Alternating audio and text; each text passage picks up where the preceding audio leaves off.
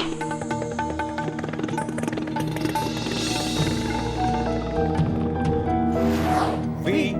the people of India, having solemnly resolved to constitute India into a sovereign, socialist, secular, democratic republic, and to secure to all its citizens.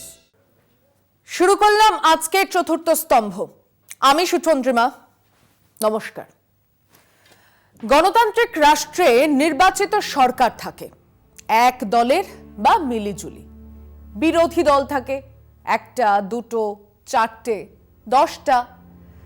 সরকারে যে দল আছে বা যে দলগুলো আছে তারা বিভিন্ন পলিসি ডিসিশন নেয়, সিদ্ধান্ত নেয়। কিছু প্রশাসনিক সিদ্ধান্ত, কিছু প্রকল্প আর বেশ কিছু নীতিগত সিদ্ধান্ত, যা তারা নির্বাচনের আগে মানুষকে বলে এসেছেন। প্রয়োজনে বিরোধী দল বা দলগুলো তাকে সমর্থন করে, প্রয়োজনে বিরোধিতা করে। এ হলো এক আদর্শ গণতান্ত্রিক কাঠামো। একটা উদাহরণ দিই। ইন্দিরা গান্ধী 42তম সংবিধান সংশোধন করেছিলেন। দেশের বিচার ব্যবস্থার বহু অধিকার কেড়ে নিয়ে সংসদকেই গুরুত্ব দেওয়া হয়েছিল। মেজরিটেরিয়ান রুল, সংখ্যাগরিষ্ঠের শাসন চালু করার পদ্ধতি, মানে সংবিধান নয়। যারা সংসদের সংখ্যাগরিষ্ঠ তারা তাদের ইচ্ছে খুশি মতন আইন তৈরি করতে পারবে, সংবিধানের স্বীকৃত অধিকারও কেড়ে নিতে পারবে, এমন এক অবস্থা। যারা সেদিন বিরোধিতায় ছিলেন তারা এই সংবিধান সংশোধনের বিরোধিতা করেছিলেন। সংসদের আয়ু 5 থেকে 6 বছর করার বিরোধিতা, জাতীয় সুরক্ষার নামে যাকে খুশি তাকে জেলে পোড়ার বিরোধিতা, বিচার ব্যবস্থাকে পঙ্গু করে তোলার বিরোধিতা। কেবল বিরোধিতাই নয়, তাঁরা বলেছিলেন আমরা ক্ষমতায় এলে প্রথম দিনেই আবার সংবিধান সংশোধন বিল এনে এই বদলকে রদ করব। করেও ছিল। জনতা সরকার আসার পরেই 43 আর 44তম সংবিধান সংশোধন করে আগের প্রায় সমস্ত সংশোধনকে বাতিল করা হয়েছিল।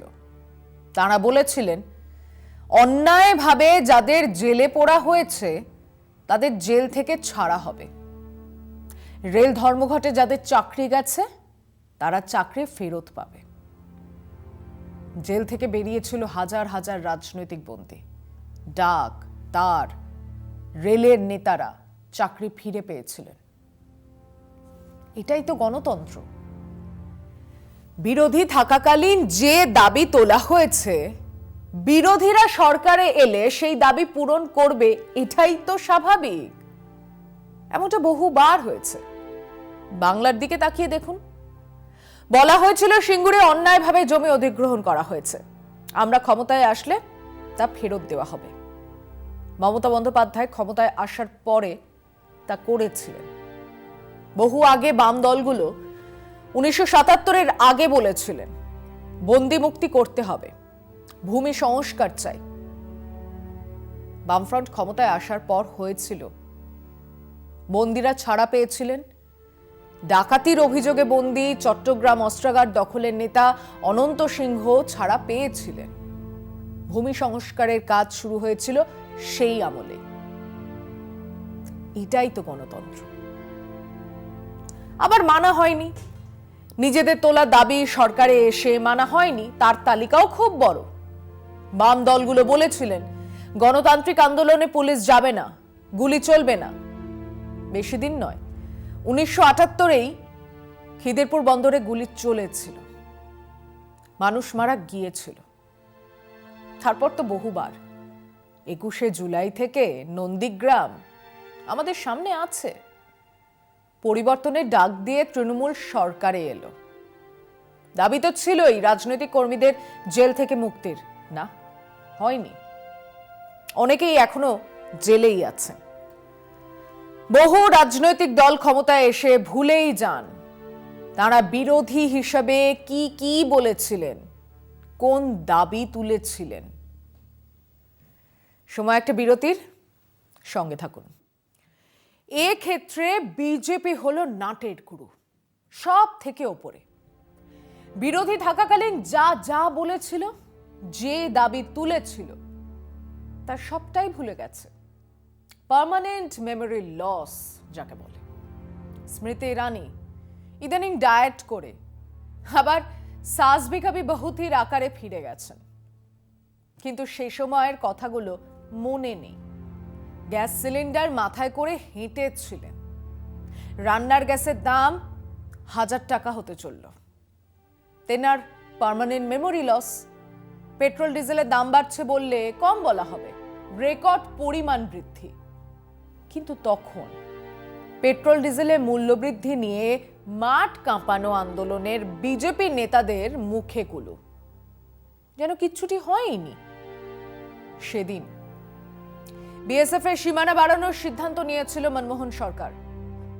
এখন প্রধান সেবক, তখন মুখ্যমন্ত্রীর জ্বালাময়ী প্রতিবাদ, চলবে না, আমাদের মানে রাজ্যের ক্ষমতা কেড়ে নিচ্ছে কেন্দ্র সরকার। আর এখন নিজে বাংলা, পাঞ্জাবের বিএসএফ এর এলাকা বাড়িয়ে দিলেন। প্রশাসনিক সিদ্ধান্ত, পার্মানেন্ট মেমোরি লস।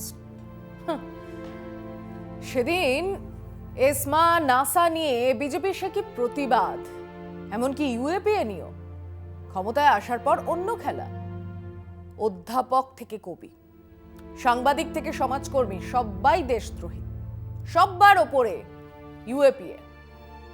মোদী সরকারের এই বছরে দেশদ্রোহিতার মামলা বেড়েছে 165%, ইউএপিএ মামলা বেড়েছে 33%। মৌনী বাবা কেবল মন কি বাত বলেই যাচ্ছেন, আগে কি বলেছিলেন সব ভুলে গেছেন। এবং এমএসপি, ধান, গম ইত্যাদি ফসলের একটা মিনিমাম সাপোর্ট প্রাইস জানিয়ে দেয় কেন্দ্রীয় সরকার। তারপর 15 থেকে 18% ফসল ওই মিনিমাম সাপোর্ট প্রাইসে বিক্রি হয়, বাকি চিন্তাই করতে পারবেন না। এই বছরে ধানের সহায়ক মূল্য 1965 টাকা কুইন্টাল পিছু। এই বাংলা কেবল নয়, সারা দেশের কৃষকরা কোথাও 1100, কোথাও 1000, কোথাও বা 900 টাকা ধান বেচছেন বলা ভুল হবে, বেচতে বাধ্য হচ্ছেন। আম্বানির জিও বিক্রি হচ্ছে ঘোষিত মূল্যে, 1 পয়সাও ছাড় নেই, 100% ঘোষিত দামে। কলগেট থেকে ফরচুন তেল থেকে ডাভ সাবান 10, 15, 20 পয়সা ডিসকাউন্ট দিয়ে বিক্রি হচ্ছে এমআরপিতে। কেবল কৃষকদের আনাজ বিক্রি হবে 700-800 টাকা কমে। কেন? সারা দেশ জুড়ে তাই নিয়েই তো আন্দোলন। আবার কমিটি তৈরি হলো, দরকার ছিল কি? আজকের প্রধানমন্ত্রী 2011 সালে গুজরাটের মুখ্যমন্ত্রী হিসেবে এমএসপি নিয়ে কমিটির রিপোর্ট জমা করতে গিয়েছিলেন প্রধানমন্ত্রী দফতরে। সেই কমিটির চেয়ারম্যান হিসেবে এখন মিস্টার গজনী হয়ে গেছেন। Permanent memory loss. কৃষকরা কি চাইছে? সরকার যে দাম ঘোষণা করেছে সেই দাম তাদের দেওয়া হোক, যেই কিনুক ওই দামেই কিনতে হবে। এমএসপির লিগ্যাল রাইট, আইনি অধিকার। এই তো 1 বছর লেগে গেল কেবল কমিটি তৈরি করতে। কিন্তু আজ আলোচনা তাই নিয়ে নয়। মোদি, বিজেপি, আরএসএস আজ আছে, কাল থাকবে না। কিন্তু আজকের বিরোধীরা কাল এই এমএসপির আইনি অধিকার দেবেন তো? সেই প্রতিশ্রুতি কোথায়?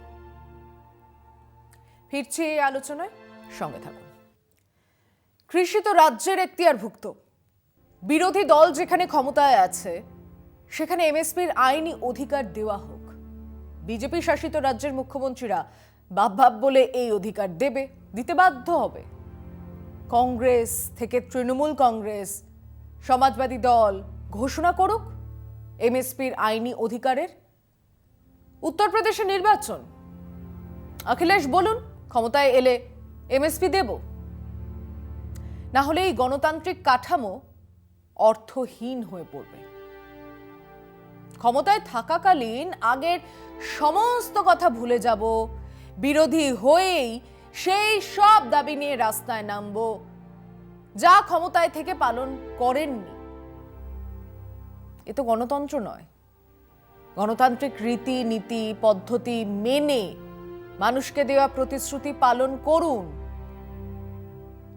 আসুন আমরা প্রশ্ন করি সরকারকে, প্রত্যেক সরকারকে, তাদের প্রতিশ্রুতি তারা ভুলে গেলে মনে করিয়ে দেওয়ার দায়িত্ব আমাদেরই। তাদের মেমোরি লসের ওষুধ রাস্তায় নামা। যে কাজটা এবার কৃষকরা করে দেখালেন, ব্রেনোলিয়ার কাজ করলেন তারা। প্রতিশ্রুতি পালন করুন, না হলে মানুষ রাস্তায় থাকবে। এটাই গণতন্ত্র, এটাই গণতান্ত্রিক কাঠামো। মোদিজির জমানায় সেই গণতন্ত্র আজ আক্রান্ত। কেবল আমরা বলছি তা নয়, ডেমোক্রেসি ইন্ডেক্স 2020 সালের রিপোর্টে আমরা 53 নম্বরে আছি। 2014তে আমরা ছিলাম 27 নম্বরে, মানে 26 পয়েন্ট কমেছে। আমাদের গণতান্ত্রিক কাঠামোকে ফ্লড ডেমোক্রেসি, অসম্পূর্ণ গণতন্ত্র বলা হচ্ছে। এই পতন হয়েছে চকিদার কাম চাওয়ালার নেতৃত্বে। সংখ্যালঘুদের বিরুদ্ধে সংগঠিত আক্রমণ, দেশদ্রোহিতার ধুয়ো তুলে মানুষকে জেলে পোড়া, সংসদকে এড়িয়ে নিজের ইচ্ছে খুশি মতো আইন তৈরি করা, দেশের ধর্ম নিরপেক্ষতাকে বিসর্জন দেবার চেষ্টার মধ্যে দিয়ে গণতান্ত্রিক কাঠামোকে ভেঙে ফেলার চক্রান্ত চলছে। আমাদের এই চক্রান্তকে রুখতে হবে। এই স্বৈরাচারের বিরুদ্ধে প্রতিরোধ গড়ে তুলতে হবে এখনই। এটাই আমাদের প্রথম কাজ। আজ এ পর্যন্তই। ভালো থাকবেন, সুস্থ থাকবেন। শুভরাত্রি।